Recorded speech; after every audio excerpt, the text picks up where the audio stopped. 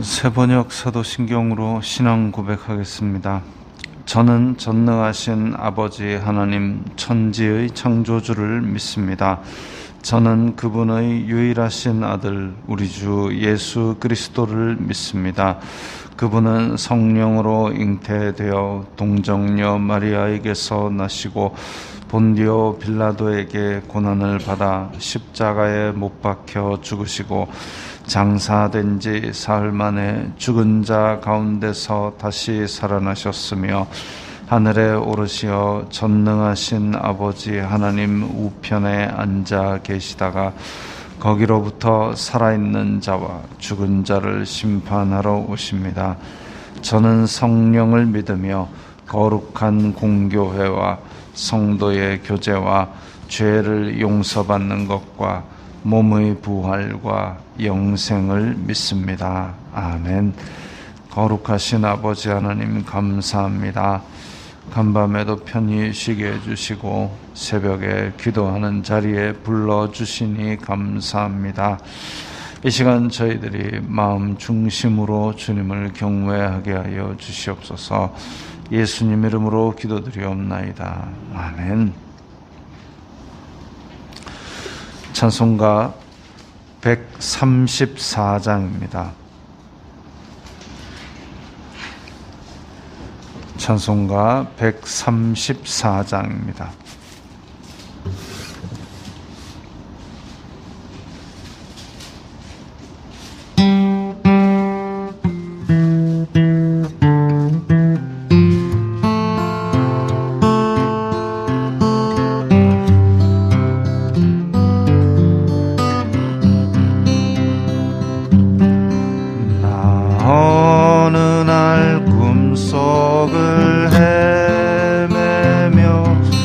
어느 바닷가 거닐 때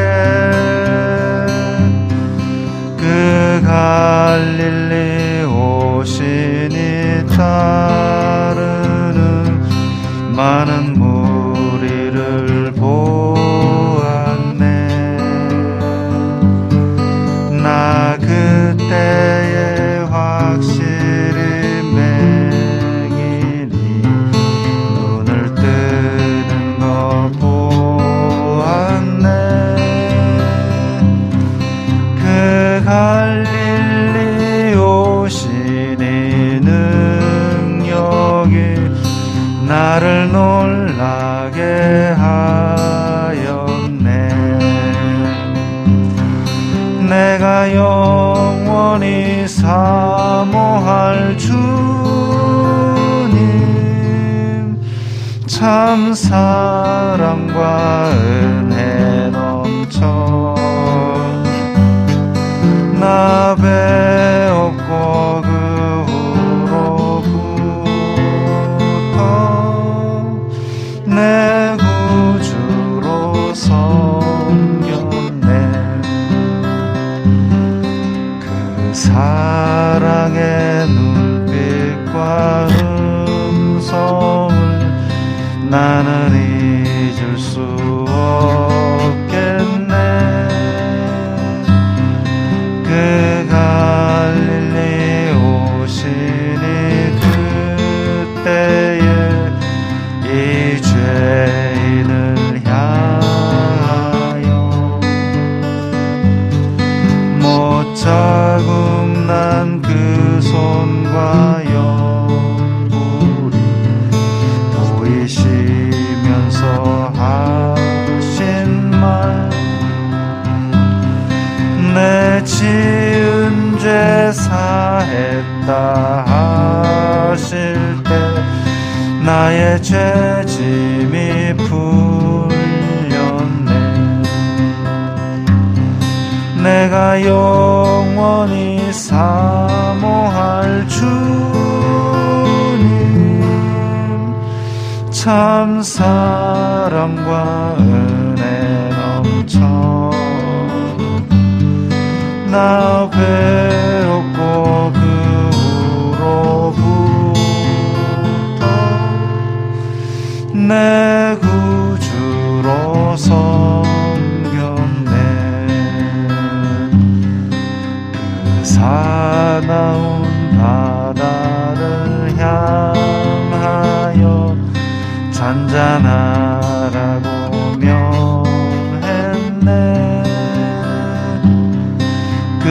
파도가 주 말씀 따라서 아주 잔잔케 되었네. 그 잔잔한 바다의 평온함 나의 마음속에 남아서 그 갈릴리 오시니 의지할 참된 믿음이 되었네. 내가 영원히 사모할 주님 참 사랑과 은혜 넘쳐 나 배웠고 그 후로부터 내 구주로 섬겼네. 이 세상의 무거운 짐진자 모두 주 앞에 나오라. 그 놀라운 은혜를 받아서 마음의 평안을 얻으라. 나 주께서 명하신 복음을 힘써 전하며 살 동안 그 갈릴리 오시니 내 맘에 항상 계시기 원하네. 내가 영원히 사모할 주님 참 사랑과 은혜 넘쳐 나 배웠고 그 후로부터 내 구주로 섬겼네.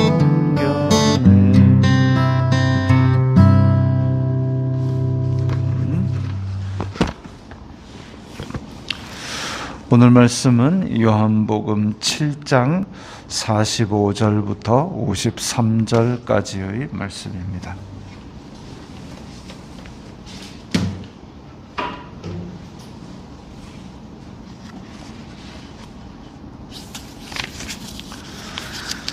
요한복음 7장 45절부터 53절까지의 말씀 함께 읽겠습니다. 아랫사람들이 대제사장들과 바리새인들에게로 오니 그들이 묻되 어찌하여 잡아오지 아니하였느냐. 아랫사람들이 대답하되 그 사람이 말하는 것처럼 말한 사람은 이때까지 없었나이다 하니 바리새인들이 대답하되 너희도 미혹되었느냐. 당국자들이나 바리새인 중에 그를 믿는 자가 있느냐. 율법을 알지 못하는 이 무리는 저주를 받은 자로다. 그 중의 한 사람 곧 전에 예수님께 왔던 니고데모가 그들에게 말하되 우리 율법은 사람의 말을 듣고 그 행한 것을 알기 전에 심판하느냐. 그들이 대답하여 이르되 너도 갈릴리에서 왔느냐. 찾아보라. 갈릴리에서는 선지자가 나지 못하였느니라 하였더라. 다 각각 집으로 돌아가고. 아멘. 53절까지로 끊어도 이게 모양새가 이상하죠. 그러니까 성경을 번역할 때에 각각 집으로 돌아갔다 이렇게 끊어지게 해야 되는데 50절 같은 경우도 니고데모가 그들에게 말했다 이렇게 좀 문장들을 끊어서 번역을 했었으면 더 좋았을 것 같습니다. 자, 바리새인들과 대제사장들이 자기의 하인들을 보내서 예수님을 꼬투리 잡아서 잡아오너라 했는데 못 잡아온 겁니다. 왜? 일단 예수님께서 가르치시는 현장에 그 하인들이 도착하니까 예수님께서 가르치시는데 자기네들도 유대인이거든요. 어려서부터 율법을 듣고 배웠거든요. 근데 예수님께서 말씀하시는 그 말씀이 귀에 쏙쏙 들어오는 겁니다. 바리새인들도 분명히 일상생활 속에서, 그러니까 바리새인들이라는 그 사람들이 원래 뭐 하는 사람들이냐면 율법을 잘 배워서 사람들이 일상생활 속에서 이런 때는 율법을 어떻게 지켜야 되나 그걸 가르쳐주는 사람들입니다. 그걸 가르쳐주는 사람들이고 자기도 일상생활 속에서 어떻게 율법이 구체화되는지를 사람들에게 보여주는 사람입니다. 그러다 보니까 바리새인들은 항상 사람들이 자기를 보고 있고 내가 율법을 연출해야 된다라고 생각하고 겉으로 꾸미는 일이 많았던 것이죠. 진심은 하나님을 경외하면서 떠나 있는데 겉으로 보기에는 멀쩡하고 거룩해 보이고 경건해 보이는 것을 연출하며 사는 사람들이 많았습니다. 물론 바리새인들 중에서는 바로 믿기 위해서 정말 이 율법이 그러한가 하고 매일 그것을 고민하는 사람들도 있었죠. 어쨌든 이제까지 배운 것과 다른 그런 적용이 나타나면 전국에서 바리새인이 모여가지고 야 이거 어떻게 할까 하고 토론을 막 합니다. 그 토론을 할 때에 토론 방법이 뭐냐면 이 그러니까 율법을 폐하느냐 아니면 적용하느냐. 그래서 예수님께서 한 번씩 말씀하실 때 나에게 율법을 폐하려 왔느냐 이 얘기를 하는 그 얘기가 바로 바리새인들이 토론하는 그겁니다. 그래서 그런 것들이 누적이 되어서 일상생활 속에 많은 율법을 실제로 적용하는 그러니까 시행령 같은 것들이 생겼는데 그 중에 하나가 뭐냐면 안식일에 자리를 들고 걸어가지 말라 이런 것들이 있죠. 안식일에 곡식을 까서 먹지 말라. 왜? 이건 탈곡이라는 일이다. 이런 식이죠. 그래서 제자들이 이렇게 곡식을 까서 먹는 거 보고 안식일을 어겼다. 자리를 들고 가는 거 보고 누가 그랬느냐 이런 걸 한 겁니다. 그 이제 대제사장과 바리새인들이 모여 있었던 대제사장 같은 경우는 예수님께서 성전에서 돈 바꾸고 재물 팔고 이런 사람들에 대해서 뒤집어 엎으시고 이러니까 대제사장도 예수님을 잡아 죽이려고 바리새인들도 율법을 어겼다고 잡아 죽이려고 사실 대제사장과 바리새인들, 사두개인과 바리새인들은 어찌 보면 대제사장들은 모세 오경만이 성경이고 부활은 없다라고 믿고 바리새인들은 부활은 있고 여러 가지 전승과 예언서들도 다 성경이다라고 믿으니까 서로 별로 안 좋아하는 사이입니다. 그럼에도 불구하고 이 두 무리들이 의기투합해서 예수님 죽이자 이러고 앉았는 거죠. 별걸 가지고 의기투합을 합니다. 선한 일과 거룩한 일에서 의기투합을 하는 게 아니라 이런 걸로 의기투합을 해가지고 잡자 이랬는데 하인들이 가갖고 예수님을 못 잡아온 겁니다. 왜 못 잡았냐? 이러니까 하인들이 대답을 하기를 그 사람이 말하는 것처럼 하는 사람 처음 봤습니다. 그러니까 바리새인들이 너희들도 미혹되었느냐? 지금 바리새인들은 예수님을 미혹하는 자라고 그렇게 정했습니다. 당국자들이나 바리새인 중에 그를 믿는 자가 있느냐? 율법을 알지 못하는 무리는 저주를 받은 자로다. 악담을 쏟아내는 거죠. 아예 이 사람들은 자기네들이 알고 있는 율법이라는 틀에 예수님을 꽉 넣으려고 그랬는데 예수님이 율법보다 더 크신 분이고 율법의 완성자이고 이러다 보니까 안 들어가는 겁니다. 안 들어가니까 죽이려고 하고 미워하고. 그런데 예수님께서는 그 율법에 대해서 바리새인들 같이 꽉 막힌 틀로 얘기를 하는 것이 아니라 주는 영이시니 주의 영이 계신 곳에는 자유함이 있느니라. 그 자유로운 어떤 하나님의 생기로 말씀을 전하니까 듣는 사람들이 이게 그러한가 생각하는 사람들은 다 기가 막히다라고 무릎을 탁 치는 겁니다. 바리새인들의 대제사장들의 죽어있는 교훈이 아니라 진짜 살아계신 하나님의 말씀이 선포되니까 영혼에 빛이 비치는 겁니다. 야, 이거구나 하고 생수 같은 시원함을 느끼니까 이 사람들은 차마 잡을 수가 없는 거죠.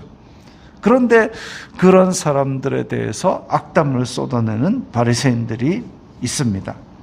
그때에 50절 보니까 니고데모가 그들에게 말하되 우리 율법은 사람의 말을 듣고 그 행한 것을 알기 전에 심판하느냐. 굉장히 중요한 부분을 찔렀습니다.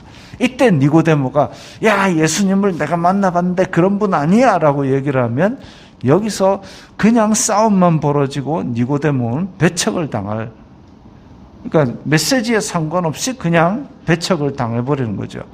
그런데 니고데모는 굉장히 지혜로운 사람이었습니다. 그러니까 밤중에 예수님께 찾아가서 그걸 물을 수가 있었던 것이죠. 그리고 아마 그 물었던 것에서 답을 찾았던 모양입니다. 그래서 이 바리새인들과 대제사장 모인 데서 야, 그 사람의 열매를 보고 판단해야 될 거 아니냐. 그 사람의 열매를 보고 그 말과 이런 것들을 잘 보고 하나님의 말씀에 비추어서 판단을 해야 될 것이 아니냐라고 굉장히 중요한 부분, 그러나 대제사장과 바리새인들의 잊고 지나갔던 하나님의 말씀에 대한 열정, 그것을 가지고 아주 기초적인 것을 지적을 했습니다.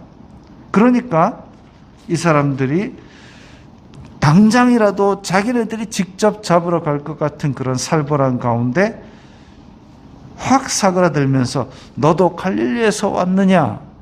그냥 니고데모만 비난을 하면서 수그러드는 모습을 보여줍니다. 갈릴리에서는 선지자가 나지 못하였느니라. 갈릴리를 사실 대놓고 무시하는 거죠. 왜냐하면 북이스라엘 왕국이 아수르에 의해서 멸망당할 때 많은 이방 사람들과 통혼을 시키고 또 섞었습니다. 많은 데서 데려온 이방인들을 여기다 섞었고, 그렇게 해서 섞고 나서 그 섞인 상태에서 나라가 망했고, 그 이후에 알렉산더 대왕이 그리스가 정복을 하고 그 다음에 또 로마가 정복을 하면서 갈릴리는 국경 마을로 있으면서 이 이방 문화가 그대로 섞여 들어오는, 그야말로 이방인과 혼합된 지역처럼 변질되었습니다. 그래서 갈릴리다 이러면은 이방의 갈릴리, 저 먼 변방의 갈릴리, 이런 별명이 붙을 정도로 그렇게 이방인 취급을 했습니다. 왜? 예수님께서도 갈릴리에서 동쪽으로 가서 거라사 쪽에 갔더니 돼지를 키우고 있어요. 유대인들은 돼지를 부정한 짐승으로 여겨서 먹지도 않는데 왜 키우겠습니까? 그런 식으로 이방 문화와 혼합이 된 그런 지역이 바로 갈릴리였습니다. 그러다 보니까 먼 갈릴리, 이방의 갈릴리, 이런 식으로 약간 비하해서 거의 이방인 취급 가깝게, 사마리아 비슷하게 그렇게 여기기도 했다는 것이죠. 그런데 그런 갈릴리에서 메시아가 왔다, 선지자가 나왔다, 당연히 유대인들, 바리새인들은 인정하지 않는 분위기입니다. 그래서 니고데모는 그냥 바리새인이 아니라 그 가운데 지도자급인 바리새인인데도 불구하고 당신도 갈릴리에서 왔어라고 비난을 하면서 자기네들의 잘못을 회개하거나 바로 고치려는 생각 없이 그냥 타오르던 도끼만 사그러들고 접어버린 것이죠. 참 애매합니다. 그러나 이렇게 엉망진창인 가운데서도 죄악을 논의하기 위해서 의기투합한 가운데서도 니고데모라는 사람이 선한 영향력을 끼침으로 말미암아 그 살기 등등한 것이 사그러드는 모습을 볼 수가 있습니다. 어찌 보면 결과적으로는 하나님께서 예수님이 들릴 때가 아니기 때문에 이런 식으로 무마를 하게 만드신 것일 수도 있지만 이 니고데모라는 사람이 하나 들어있음으로 말미암아 이 사람들 가운데서도 하나님의 빛을 한번 비추어서 악이 준동하지 못하도록 막았다고 볼 수도 있죠. 이게 거룩한 사람들, 경건한 사람들이 세상 속에 각 처에 들어가야 되는 이유입니다. 소금이 김장을 하거나 아니면 음식에 넣을 때에 소금을 한 덩어리로 한쪽 구석에만 넣으면 얘만 짜고 다른 쪽은 싱겁지 않습니까? 그게 아니라 녹아서 골고루 퍼질 때에 음식 전체에 간을 내고 음식을 상하게 하는 걸 막듯이 이 경건한 사람들, 거룩한 사람들은 세상 속으로 죄악된 곳으로, 어둠 속으로, 낮은 곳으로, 곳곳으로 파고 들어가서 그 가운데에 자기 자신을 녹아서 그 가운데 들어가야 그 가운데서 썩지 않게 하고 그 가운데서 거룩한 빛을 비출 수가 있는 것이죠. 그래서 니고데모는 그 사람들에게 하나님의 뜻에 대한 자기가 가졌던 모든 지혜로 그렇게 하나님의 뜻에 대한 지적을 함으로써 이 일에 대해서도 거룩한 영향력을 나타냈습니다. 우리의 삶이 이래야 하죠. 우리의 삶 가운데서도 하나님의 거룩한 빛을 다른 사람들에게 비추는 그 모양새를 니고데모처럼 지혜로운 말씀으로 그렇게 할 수 있게 되기를 바랍니다. 기도하겠습니다. 거룩하신 아버지 하나님 감사합니다. 사람들 가운데서 정말 경건한 사람들, 거룩한 사람들, 예수 그리스도의 빛을 아는 사람들이 이렇게 들어가서 선한 영향력을 끼친 것처럼 저희들이 오늘 가는 모든 곳에서 거룩하고 선한 영향력으로 빛과 소금이 되게 하여 주시옵소서. 예수님 이름으로 기도드리옵나이다. 아멘.